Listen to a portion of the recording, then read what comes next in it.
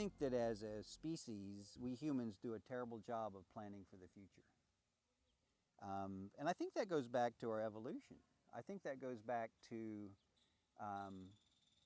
fight or flight.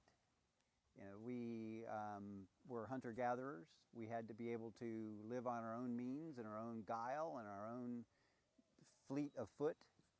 And it was all about eating today and making sure that the child we had with us could eat today and live for tomorrow. So we didn't think about writing wills. We didn't think about retirement funds. We didn't think about a little bit of pollution in a river might cause us to wonder how we're going to get water 20 years from now. We're just terrible with that kind of planning. And I think that the future is going to be better if we can avoid the details that we fall all over every day that are really minutia looking at it in a 100-year block. So I think we need to solve the big things. The wisdom that I had in my 20s is different than the wisdom I have now.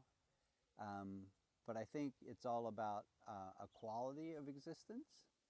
And I think what I would share would be that it's important for me to take responsibility for that. And I think that if more people heard that and could live it, I think it would be better for me, certainly. But I would say to model the behavior that I expect. If I expect you to be kind to me, and that it's certainly important then for me to extend that kindness and be willing to do it first. I think that's the kind of world I'd like to live in. And I hated the golden rule as a kid growing up. It was so mamby-pamby. It was so sissy, you know. And then the antithesis of that seemed to be do to others before they do to you, kind of a thing, you know. And yeah, that made better sense. But I really do think that I'm not a religious person. But I do think there are certainly lessons that I can learn from religious figures in history and from their points of view. So I think that a lot of what I learned in Sunday school makes some sense. That we, need to be kind to others, if that's what we expect.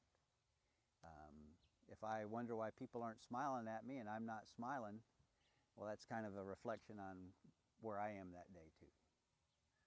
We all have a choice in the morning, what kind of a day we're going to have, or most of us have that choice. And today I choose to be out in nature and be where I can be, and glad to invite you in it.